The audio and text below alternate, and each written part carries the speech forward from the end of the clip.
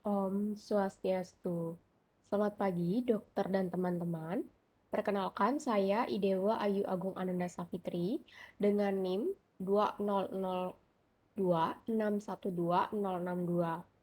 Saya merupakan dokter muda di Departemen Anestesiologi dan Terapi Intensif FK UNUD RSUP Sanglah periode 14 Oktober 2021 sampai 14 November 2021. Pada kesempatan kali ini, saya akan membawakan materi mengenai basic ICU. Baik, langsung saja saya mulai penjelasannya yang dimulai dari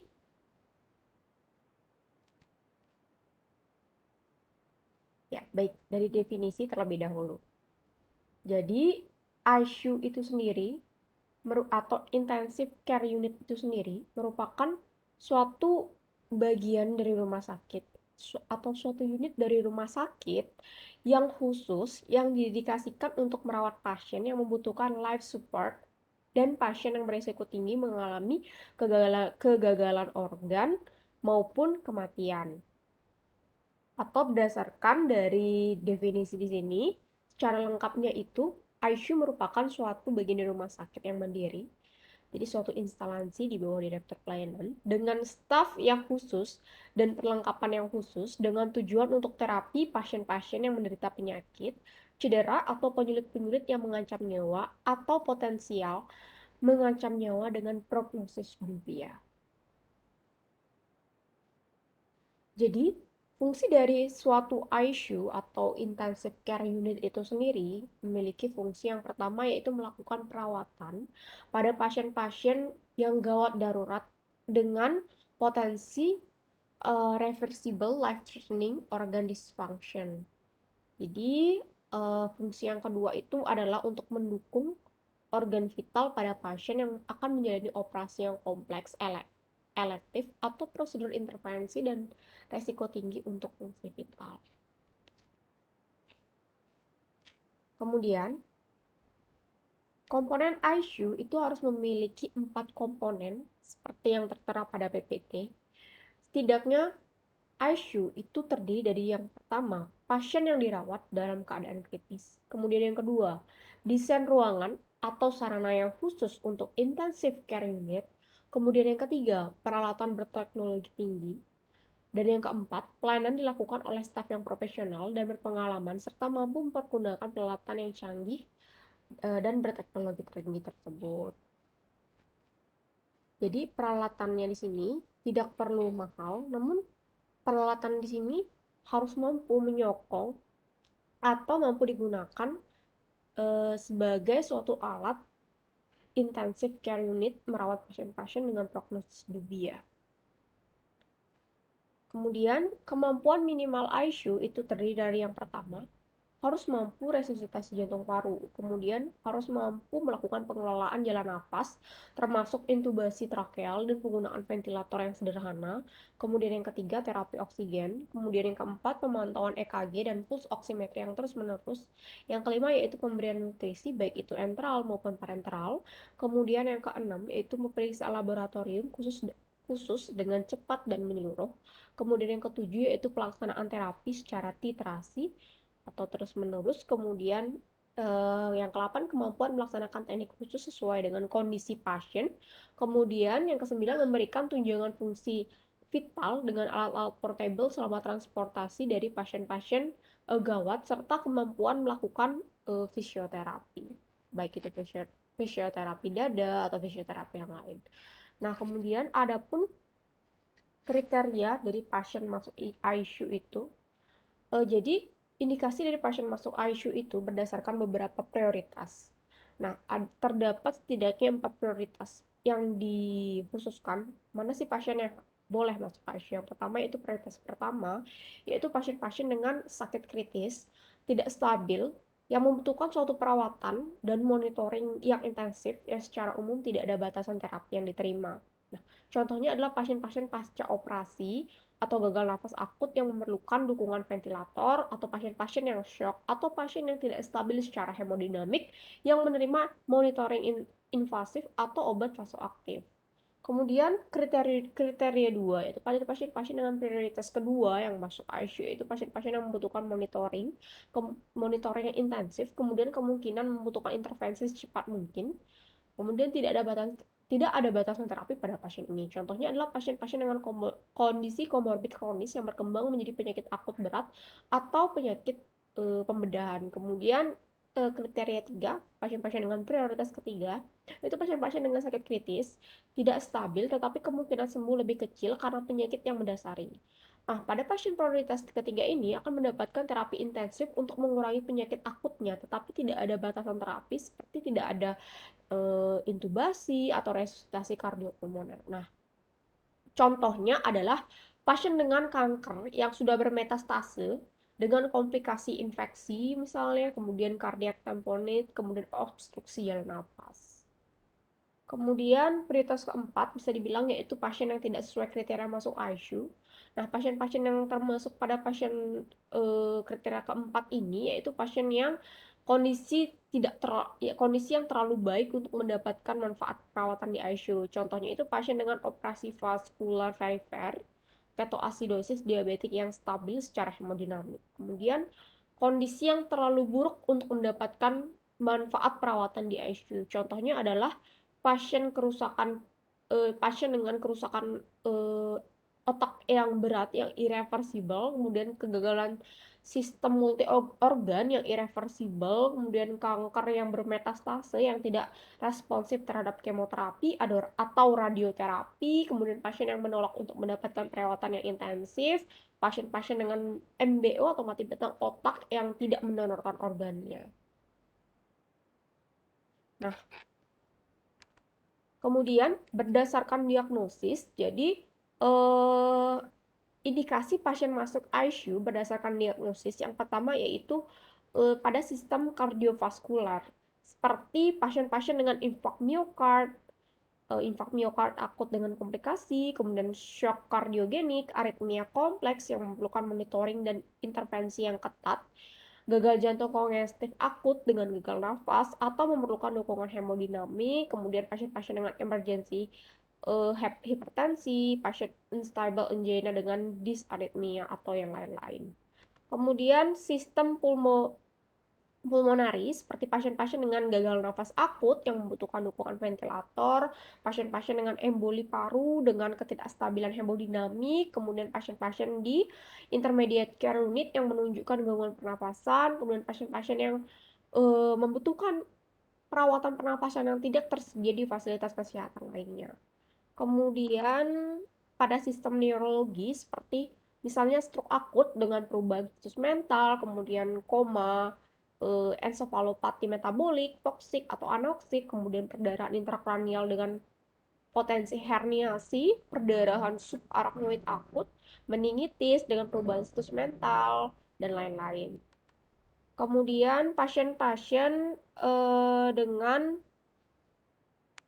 konsumsi obat atau perdosis obat seperti konsumsi obat yang tidak stabil secara hemodinamik, konsumsi obat yang disertai dengan perubahan status mental dengan proteksi jalan nafas yang tidak adekuat dan kejang setelah mengkonsumsi obat-obatan tersebut. Kemudian sistem gastrointestinal seperti misalnya perdarahan GI tract yang mengancam nyawa termasuk hipotensi, angina, perdarahan kelanjutan dengan kondisi komorbid, kemudian gagal hati fulminan, eh, pankreatitis parah, perforasi esofagus dengan atau tanpa mediatinitis. Kemudian pada sistem endokrin, misalnya pada pasien-pasien dengan KAD, dengan komplikasi ketidakstabilan hemodinamik, kemudian perubahan status mental, kemudian koma mixodema dengan ketidakstabilan hemodinamik juga, dan lain-lain. Kemudian pasien pembedahan, misalnya pasien post-operatif yang membutuhkan pengawasan hemodinamik atau dukungan ventilator atau perawatan yang ekstensif. Kemudian lain-lain seperti shock septik dengan ketidakstabilan hemodinamik, pasien membutuhkan pengawasan hemodinamik, kondisi klinis yang membutuhkan asuhan perawatan di ICU, dan cedera akibat lingkungan seperti tersambar petir, tenggelam, hipo atau hipertermia, dan lain-lain. Nah, ini merupakan indikasi pada pasien masuk ICU berdasarkan parameter objektif. Yang pertama itu adalah vital dengan nadi kurang di bawah kurang dari 40 atau lebih dari 150 kali per menit. Kemudian dengan tekanan sistolik di bawah 80 mm air raksa atau 20 mm air raksa di bawah tekanan biasanya. Dengan MAP di bawah 60 mm air raksa, tekanan diastolik di atas 120 mm air raksa dengan RR lebih dari 30 kali per menit, atau berdasarkan temuan fisik adanya pupil anisokor pada pasien yang tidak sadar, kemudian luka bakar lebih dari 10% dari luas permukaan tubuh, pasien-pasien dengan obstruksi jalan napas, koma, kejang terus menerus, sianosis, atau kardiak tamponade. Kemudian berdasarkan dari hasil lab, misalnya saja ditemukan natrium serum yang kurang dari 110 atau lebih dari 170, kemudian kalium serum yang kurang dari 2 atau lebih dari 7, tekanan parsial oksigen yang kurang dari 50, atau dengan pH darah yang kurang dari 7,1 atau di atas 7,7, atau dengan pemeriksaan glukosa serum ditemukan adanya glukosa serum yang lebih dari 800 mg per dl, atau dengan kalsium serum yang lebih dari 15 mg per dl, dan lain-lain. Kemudian berdasarkan temuan radiografi, adanya perdarahan vaskular cerebral, adanya memar atau perdarahan di daerah subarachnoid, adanya perubahan status mental dan tanda neurolokal, ruptur viscera, bladder, liver, dan lain-lain. Kemudian ini elektrokardiogram, misalnya ditemukan adanya infak miokard dengan aritmia yang kompleks, ketidakstabilan hemodinamik atau gagal jantung, dan lain-lain. Nah, apa yang penting dilakukan di ICU? Yang penting dilakukan di ICU adalah melakukan monitoring terhadap pasien. Monitoring terhadap pasien di ICU kita kenal sebagai fast to beat, di mana fast to beat ini memiliki beberapa komponen. Yang pertama yaitu feeding. Jadi apa sih yang dipantau di feeding? Jadi di feeding itu kita akan memantau nutrisi yang sebaiknya diberikan segera mungkin dalam waktu kurang lebih 24 sampai 72 jam pada pasien yang dirawat di ICU atau setelah pasien hemodinamik stabil dalam rentang waktu tersebut. Jadi resiko klinis pasien dalam waktu 27 sampai 24 sampai 72 jam masuk ICU itu adanya penurunan permeabilitas usus, kemudian berkurangnya aktivitas dan pelepasan sitokin inflamasi. Kemudian risiko sistemik endotoksemia, kemudian adanya malnutrisi. Malnutrisi ini dapat mengakibatkan komplikasi dan dapat pula memberikan penurunan kondisi pada pasien kritis, yaitu berupa adanya gangguan fungsi sistem kekebalan tubuh yang akan menyebabkan peningkatan kerentanan terhadap infeksi yang ada di ICU, kemudian penyembuhan luka yang buruk, kemudian peningkatan frekuensi terjadinya ulcus decubitus pada pasien tersebut, kemudian pertumbuhan yang berlebihan pada bakteri dalam saluran pencernaan, dan kehilangan unsur nutrisi yang abnormal melalui tinja. Pemberian nutrisi ini dapat kita berikan secara parenteral, drip itu dengan tujuan untuk mencegah aspirasi. Itu yang harus kita lakukan, tapi kita harus mencegah terjadinya aspirasi yang akan menyebabkan pneumonia. Nah, kita harus lakukan adalah konsul ahli gizi. Nah, kemudian kita harus monitoring bagaimana kita harus tahu apa recommended intake berapa gram per kilogram berat badan per hari. Misalnya saja pada pasien postoperatif itu biasanya 1 sampai 1,5 gram per kilogram berat badan per hari dibutuhkan intake per harinya, dan lain-lain. Itu disesuaikan dengan clinical condition yang setelah kita konsul ke ahli gizi. Jadi monitoring feeding itu kita harus tahu apakah pasien sudah mendapatkan nutrisi, bagaimana residunya, kemudian jenis nutrisinya yang kita berikan apa, oral atau parenteral, kemudian rutenya bagaimana. Kemudian yang kedua adalah analgesik. Jadi analgesia ini merupakan suatu definisi, yaitu hilangnya sensasi nyeri atau stimulus yang mengganggu. Jadi pasien ICU ini memiliki rata-rata rasa nyeri yang umumnya berasal dari penyakit yang sudah ada sebelumnya. Nah, Prosedur invasif, luka traumatik, perangkat monitor yang invasif atau non-invasif, perawatan rutin, dan imobilitas berkepanjangan dapat juga menimbulkan atau mengakibatkan dampak nyeri pada pasien. Jadi beberapa efek samping nyeri pada pasien ICU itu adalah rangsangan ini dapat mempengaruhi pemulihan fisiologis dan psikologis yang mengarah ke tidur yang tidak memadai. Kemudian dapat juga menyebabkan adanya disfungsi paru dan respons stres akut yang dapat bermanifestasi sebagai imunosupresi. Kemudian dapat juga mengakibatkan hiperkoagulabilitas. Kemudian katabolisme protein dan peningkatan konsumsi oksigen miokard. Nyeri merupakan suatu tanda vital pasien yang harus segera dipantau atau dikaji.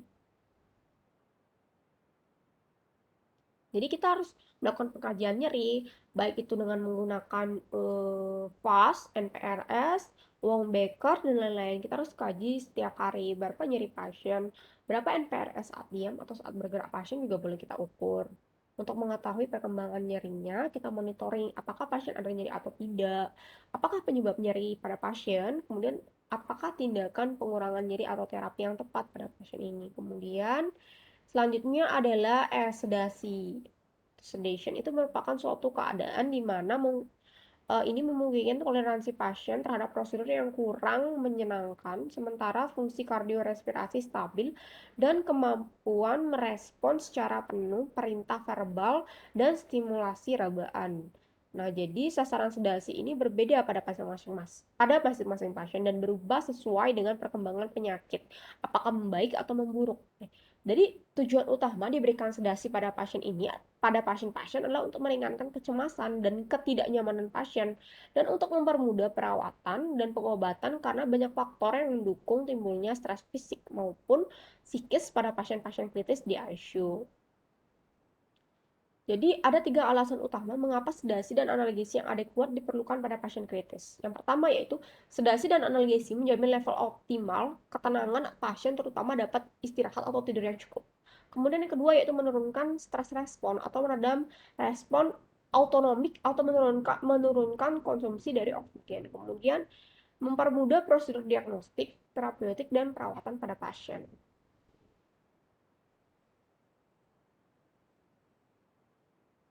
Bagaimana cara membantu pasien tanpa obat atau non farmakologis sedasi untuk mentolerir kondisinya selama perawatan yang ICU, yaitu kita harus berbicara bersama pasien untuk menenangkan hatinya misalnya, kemudian kita harus menciptakan suatu lingkungan yang menyenangkan, kita harus menghindari tekanan pada bagian tubuhnya, kemudian perawatan mulut dan mengurangi perasaan haus, imobilisasi yang tidak terlalu ketat. Itu misalnya salah satu contoh, beberapa contoh yang bisa kita lakukan untuk membantu pasien tanpa obat atau non farmakologi sedasi untuk mentolerir kondisinya selama perawatan di ICU. Kemudian pemantauan sedasi ini dapat kita lakukan melalui yang pertama Ramsay Sedation Scale atau RSS, kemudian Sedation Agitation Scale atau SAS atau Richmond Agitation Sedation Scale atau RASS. Jadi kita nanti dapat membuat atau menargetkan seberapa ras pasien pada kondisi seperti ini. Kemudian dapat kita berikan saat kita berikan obat sedasi berapa ras yang ditargetkan, apakah sudah tercapai atau belum. Kita harus monitoring setiap hari hal tersebut. Kemudian kapan rencana stop obat sedasinya kita harus monitoring selalu. Kemudian selanjutnya adalah T, yaitu thromboembolic prophylaxis. Jadi, upaya pencegahan yang dapat kita lakukan untuk mencegah adanya thromboembolic prophylaxis ini, yang pertama adalah uh, profilaksis harus dipertimbangkan terhadap risiko komplikasi. Nah, bisa juga kita lakukan pasang stocking anti-DVT atau pasang manset anti-DVT. Kita monitoring dari thromboembolic prophylaxis ini itu kita yang pertama kita harus tahu apakah pasien ada gejala thromboembolik atau tidak, kemudian kita sudah melakukan tindakan pencegahan atau tidak. Kemudian yang high yaitu head of bed elevation. Jadi posisi kepala pasien 30-40 derajat tanpa dapat mengurangi risiko kejadian reflux gastroesofagus sehingga mengurangi laju pneumonia nasopharyngeal. Kemudian selanjutnya adalah U, yaitu stress ulcer prevention. Jadi pencegahan stres ulkus itu penting dilakukan, terutama untuk pasien yang berisiko perdarahan GI tract. Ranitidin itu lebih signifikan daripada sulfapat untuk mencegah perdarahan GI tract. Nah, kemudian yang selanjutnya adalah G, glucose control. Jadi kita harus menjaga kadar gula darah agar tetap stabil, gunanya untuk mencegah resiko terjadinya sepsis. Um, Kemudian monitoring glucose control ini kita harus lakukan pemeriksaan GDS. Rutin dilakukan pada pasien-pasien di ICU. Kemudian apabila mengalami peningkatan GDS, itu apakah kita terapi dengan dosis berapa? Kita harus penting mengetahui hal tersebut. Kemudian selanjutnya itu adalah spontaneous breathing trial atau SBT. Nah, ini merupakan suatu penilaian secara berkala yang merupakan metode yang aman, yang efektif, dan sangat terprediksi untuk menentukan dari SBT. Nah, penggunaan ventilator yang lama itu dapat meningkatkan risiko terjadinya VAP atau ventilator associated pneumonia. Nah, pengurangan bantuan hingga penghentian pemberian terapi oksigen melalui ventilator mekanik itu dapat kita lakukan dan dapat kita monitoring kapan kita bisa stop dan kapan pasien bisa nafas spontan. Kita harus lakukan spontaneous breathing trial untuk mengetahui hal tersebut. Jadi kita berusaha semaksimal mungkin untuk mempersingkat kebutuhan ventilasi mekanik sehingga risiko untuk terjadinya infeksi nosokomial dapat diminimalisir dan lama perawatan pasien di ruang intensif juga dapat dipersingkat. Kemudian selanjutnya adalah B, bowel care. Jadi kita harus melakukan monitoring terhadap bowelnya. Jadi karena biasanya pasien-pasien di ICU itu sering menderita atau mendapatkan penyakit seperti ileus, konstipasi, dan diare yang merupakan penyakit umum yang didapatkan pada pasien-pasien kritis. Jadi, penilaian rutin dan terapi untuk mempertahankan fungsi normal usus harus dilakukan pada semua pasien kritis. Kemudian yang I adalah indwelling catheter removal. Jadi merupakan yang merupakan kateter ini ya berupa kateter urin, kateter vena sentral, arteri pulmonalis, dan dialisis yang sering kita jumpai pada pasien-pasien kritis. Nah, karena alat ini menghubungkan dari luar tubuh ke dalam tubuh, jadi menyebabkan tingginya dari risiko infeksi yang mungkin didapatkan oleh pasien. Nah, diperlukan untuk menjaga kebersihan dan perawatan berkala untuk menurunkan risiko infeksi di pasien. Jadi, kita harus tahu apakah pasien terpasang indwelling catheter removal, berapa, dan di mana saja, kemudian apakah ada tanda-tanda infeksi dari pasien ini, kemudian apakah sudah dilakukan perawatan rutin, kemudian kita perhatikan juga kapan dilakukan pemasangan, dan kita harus tahu kapan diganti.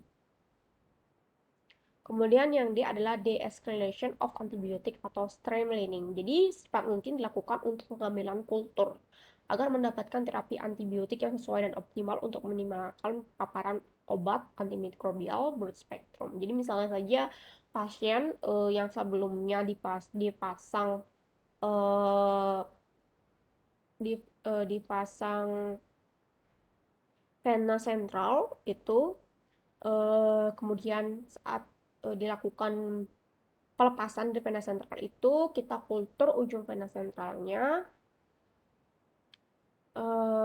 kita potong CVC tersebut, kemudian kita bawa ke lab untuk dilakukan kultur karena itu dapat memberikan informasi kepada kita uh, untuk selanjutnya atau tindakan kita selanjutnya untuk melakukan uh, antibiotik pilihan apa yang tepat untuk kita berikan kepada pasien ini sesuai dengan hasil kultur tersebut.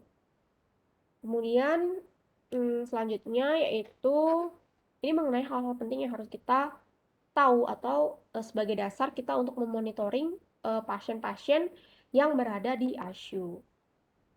Nah, kemudian eh, kriteria masuk pasien ICU sudah, sekarang adalah membahas mengenai apa saja kriteria pasien boleh atau sudah diindikasikan untuk keluar dari ICU. Jadi ini ada beberapa prioritas. Itu yang pertama adalah pasien prioritas pertama, yaitu pasien yang dipindahkan apabila pasien tersebut tidak membutuhkan lagi perawatan intensif atau jika terapi mengalami suatu kegagalan atau prognosa jangka pendek buruk atau sedikit kemungkinan bila perawatan intensif diteruskan.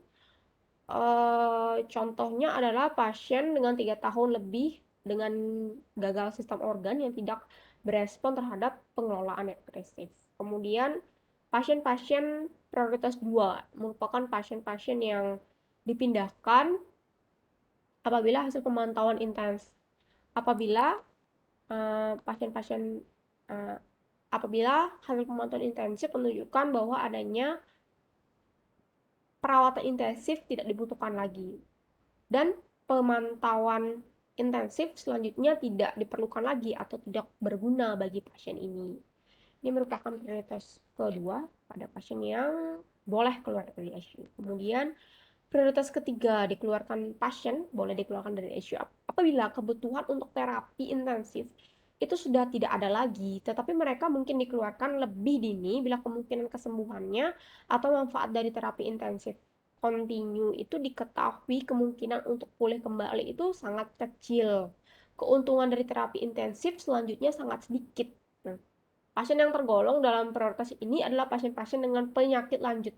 Misalnya penyakit paru kronis, penyakit jantung atau hepar yang terminal, kemudian pasien-pasien dengan karsinoma yang telah bermetastase luas, dan lain-lain yang tidak berespon terhadap terapi ICU untuk penyakit akut lainnya. Nah, berikut merupakan daftar pusaka yang saya gunakan. Jadi, terima kasih atas kesempatannya. Kali ini pada saya yang telah memaparkan mengenai terapi basic ICU, dan di sini sudah saya paparkan, dan di sini saya tekankan bahwa yang terpenting bagi kita sebagai dokter umum itu adalah bagaimana monitoring pasien di ICU dengan fast to hug beat ini. Ini merupakan scope yang penting yang perlu kita ketahui. Kemudian kita perlu ketahui juga apa dasar-dasar pasien masuk ICU, kemudian apa indikasi pasien masuk ICU, dan apa indikasi pasien keluar ICU. Nah, berikut video saya. Semoga video ini dapat memberikan inspirasi maupun dapat menambah referensi bagi kita semua. Semoga video ini berguna bagi kita semua. Akhir kata saya ucapkan terima kasih dan Parama Santi. Om Santi Santi Santi Om.